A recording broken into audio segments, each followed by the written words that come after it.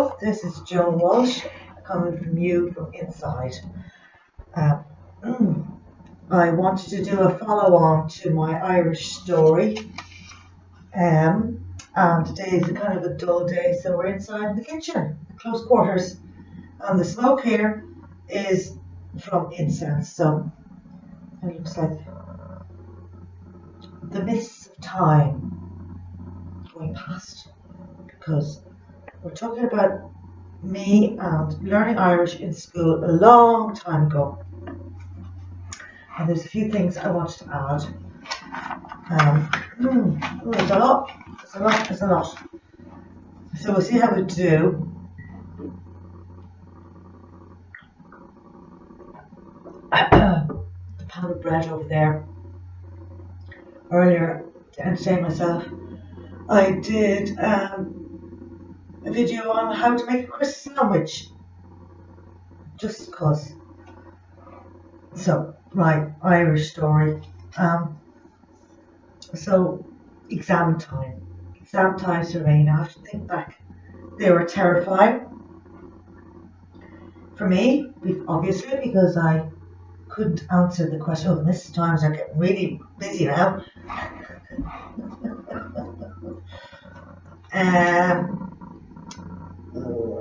It's not easy to just read off notes. So I had one trick up my sleeve in an Irish exam. If it was a question that began with what, because I knew I could rewrite the whole question, leave out the what bit.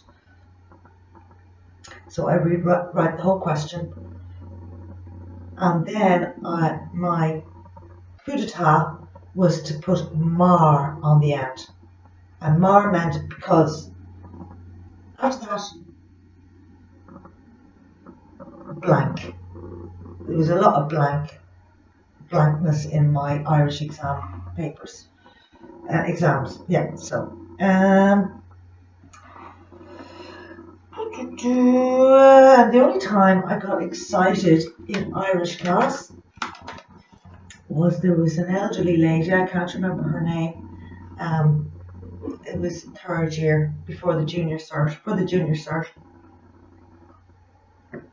and she was sometimes bringing a record player, and she brought in this poem, and all I could remember was it kind of went, it was about trees being knocked down, it was about where have all the trees gone, and something about like it was from the 16th century or thereabouts, or the 1700s, where the bold English were coming over here and cutting all our trees down to make their parliament, to make their galleys, their ships, for all that seafaring that they get up to. And it really struck me, this poem. So all I could remember was the kind of the rhythm of it, and phonetically some of it. Hylock,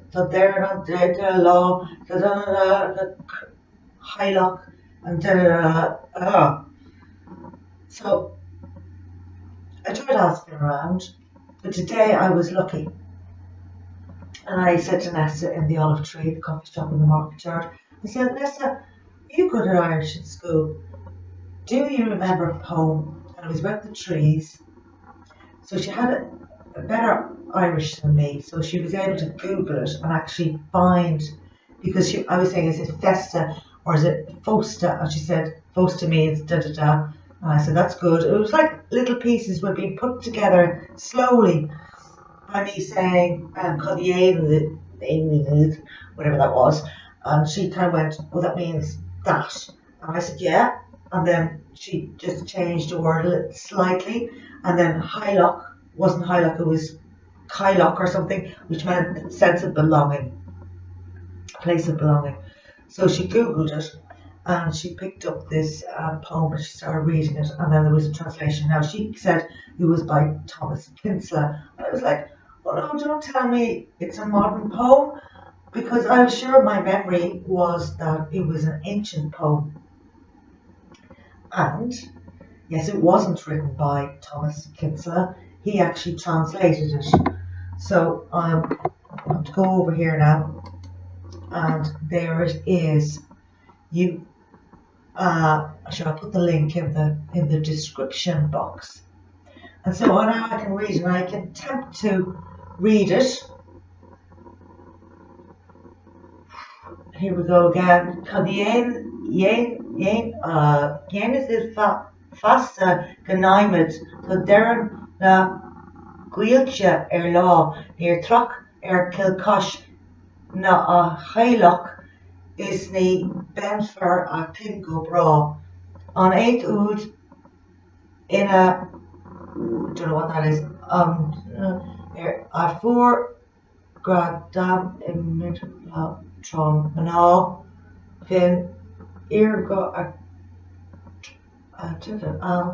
is on I feel been raw. Well, anyway, so anyway, there's a translation all the way down here, translated by Thomas Kinsella, and that first, it's how many stanzas? There's a lot. 1, 2, 3, 4, 5, 6, 7. 7. And so the first stanza, isn't that what you call it? First paragraph of the poem. Now what will we do for timber? With the last of the woods laid low, there is no talk of Kilcosh or its household, and its bell will be struck no more. That dwelling where lived the good lady, most honoured and joyous of women, earls made their way over wave there, and the sweet mass once was said.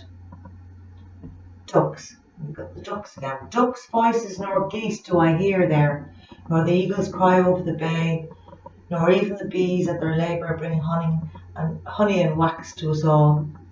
No birdsong there, sweet and delightful, as we watch the sun go down, nor a cuckoo on the top of the branches, settling the world to rest. I suppose I better continue on. A mist on the boughs is descending, neither daylight nor sun can clear. A stain from the sky is descending, and the waters receding away. No hazel, nor holly, nor berry, but boulders and bare stones heaps, not a branch in our neighbouring haggard. Haggard is a small little field, and the game all scattered and gone. Then a climax to all of our misery. The Prince of the Gale is abroad, over sea with that maiden of mildness, who found honour in France and Spain. Her company now must lament her, who would give yellow money and white, she who'd never take land from the people, but was friend to the truly born. I call upon Mary and Jesus to send her safe home again. Dances we'll have in long circles, and bonfires and fiddle music. That Kilcosh, the townland of our fathers, will rise handsome on high once more, until doom of the deluge returns, we'll see no more laid low. Now I thought it was all about those English people coming over here and nicking all our timber. You know, and it must have been, and they did, knocking down all the forests. I mean, we had done a pretty good job anyway, but they definitely put a big chink in the amount of forests here, and it must have been a horrible time. So it says, the castle of Kilcosh was the chief seat of the branches of the Butler family until well into the 18th century. It is situated at the foot of Slieve na Bán. I think that's down Tipperary. Is it the mountain of the women? Not far from, Tipperary. Not far from Kilsheelan, near Clonmel, County Tipperary. Today, the popular Irish song Kilcosh lives, still mourning the death and time of Lady Ivory, while the memory of Kilcosh history and moderness have faded. Irish school texts and other sources attribute the poem to Father John Lane, parish priest of Carrickshire, who was educated for the priesthood by that lady, by the good lady, and but this credit appears undeserved, as he died in 1776, and the sale of its timber was not advertised in the local papers until 1797. Poet Padraig O'Neill has recently been suggested as possible author. Right, I read that a bit horseways. There we go. So anyway, in my memory it was more to do with just getting rid of all the forests of Ireland. So yeah, that's what I wrote. Only time I got excited, the Irish teacher, second year, third year. Yeah. Now, pegs here. Oh God.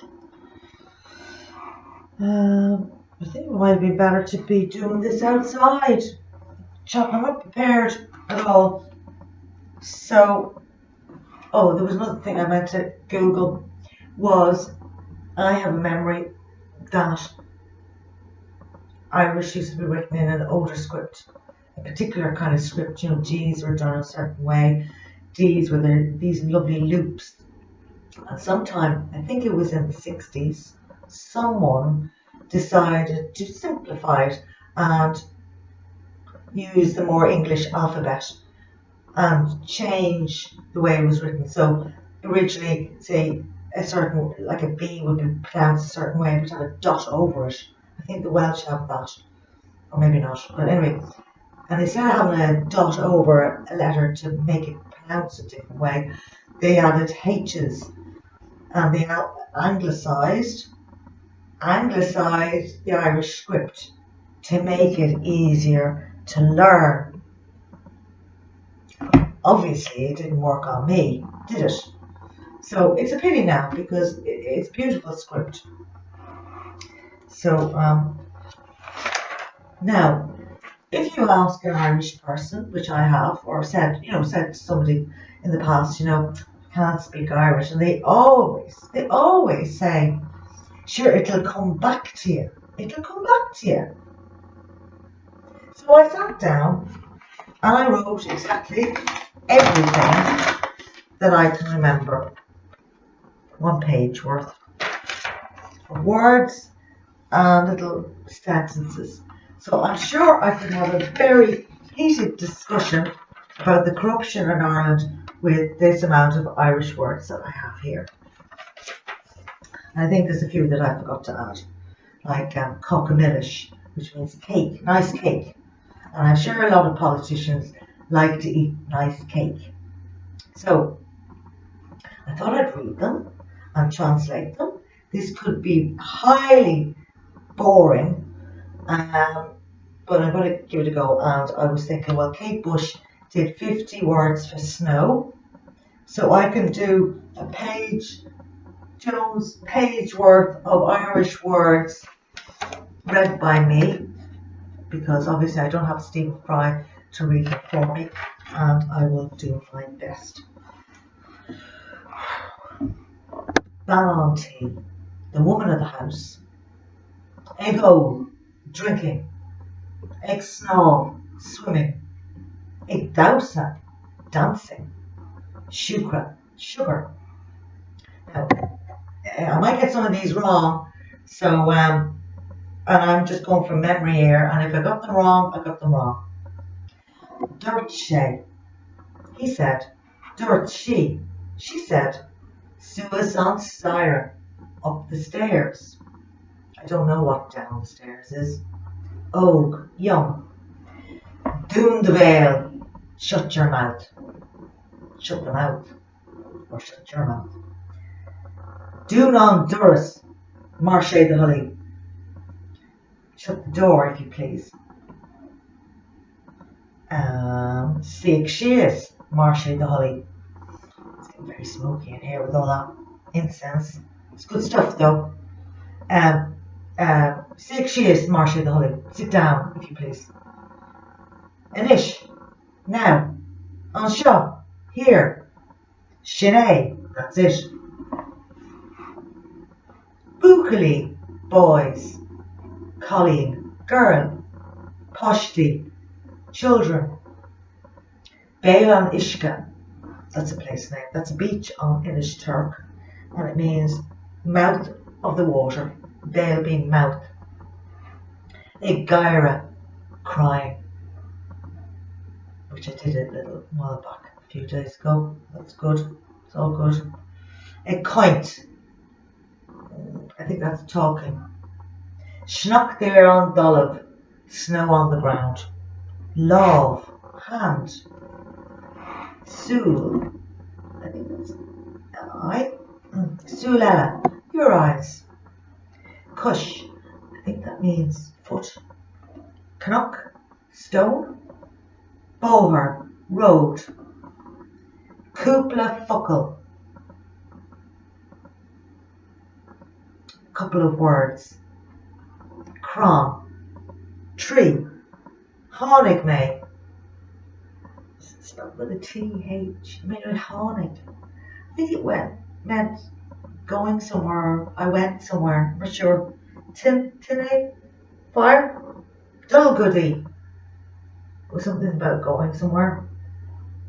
Tá tíirse orm. Tá ukras orm. That means tá tíirse orm, I'm thirsty. And tá ukras orm means I'm hungry. But I'd just like to note there, the tá is the verb, the is part. Tíirse is thirsty, and orm is on me. So technically, it's like the hunger is on me, or the thirst is on me. So it's a different way of thinking. In other words, say for instance, somebody says, I'm depressed. I'm depressed. But in Irish, it would be, I don't know what the word for depressed is in Irish, but it would be the depression is on me. So it's more of a thing on you that you can just do that with. Tá sí anna fór, it is very cold. Mala, bag. Madra, dog. Lower, book. Maná, women. Fear, men. Uachtarán, president. Im agus Iran. Iran is bread, im is butter, so bread and butter. Budgel Bonia, a bottle of milk. Budgel Lemonade, a bottle of lemonade. Dove is black, Bon is white, Mord is table, Rua is red, Cain Fall is white, Cade is, I'm not sure, Forme I put. Dúnta, closed. Orish, again. Gomalesh Scéal. Now I love that one. Gomalesh Scéal means forgive my half story, but it is used as like pardon or oh, I'm sorry. You know, if you bump into somebody. So Gomalesh Scéal, they're actually saying, oh, forgive my half story. Gora Mahagut is thank you very much. And is that it? And Cockamish. Oh, there's a few more here. Brogue, shoe. Lot of wine is today. Kahir is chair. Shomra is room. Laba is bed. Big Mar is because. Dausa, dancing. Yeah, I've got that. Solus, I think this is song. Kiol is song. Singing. Hatha is hat. Couple is a horse. That's it now. That's it. Oh, well, I'm after losing my notes down here now.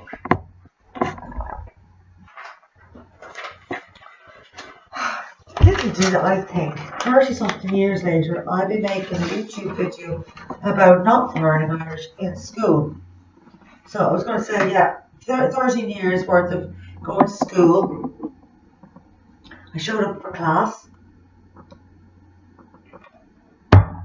early school, junior school report says I got a B and I got a C. So at some point, I must have been okay in Irish, and then I think it's all those difficult long lists of prepositions or whatever they're called.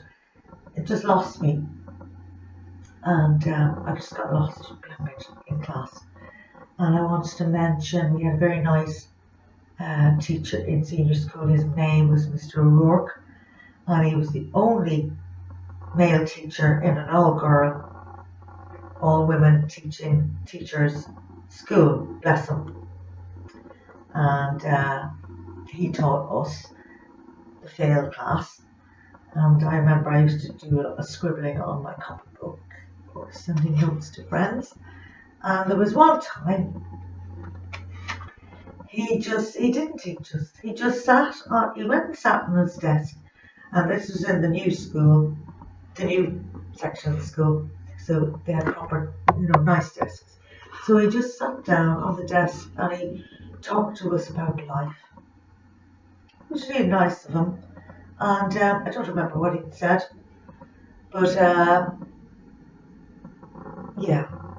So got that about the 60s. Peg Sayers. Peg Sayers was a book, famously a dreary book about a woman called Peg Sayers who lived on the Blasket Islands. But I actually enjoyed it because I read the English version of the book. I enjoyed reading her story about her simple life on the Blasket Islands. But as for being able to answer any questions in the Irish Scéal about Peg Sayers, no. But as I said, she was eating cockamillish, and she had a budgel bonnia with her cup on tea, sitting beside her, moored in her shock house, and she was the ballantee of her shock. Yeah. So I don't know why I'm doing these videos. I'm just entertaining myself, really. I'm only just putting on my entertainment hat on, getting used to it, because I am amazed. Seriously, I'm amazed how people in YouTube land, they get on and they're great. I mean, it's just talk till the cows come home, talk away, and or be interviewed, and they'll just. I'm amazed the ones who get interviewed and they don't stop talking, and the interview can't get in word and edgeways. It was kind of like a bit strange, but whatever, everybody to their own. So this is me getting used to talking to a camera, and it's very strange because I am just talking to myself. I'm looking at me on the screen on my laptop in my kitchen, and I am just talking to myself. And then whether I go ahead and upload this, it is then available technically to anybody in the world who has the internet. And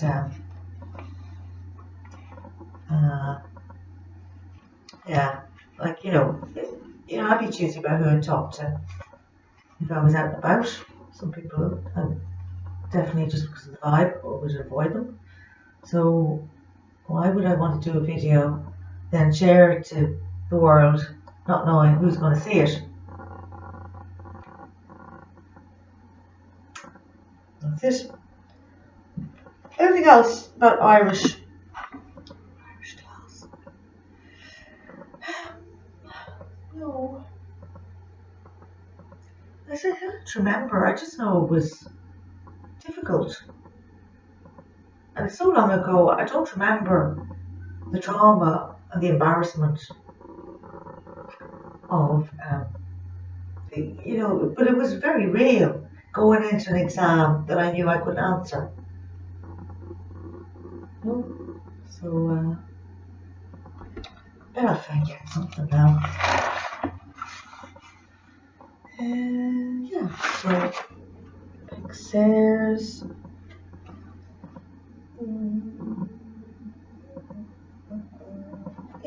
that's okay. I'll leave it at that. Take care. All the best. See you again.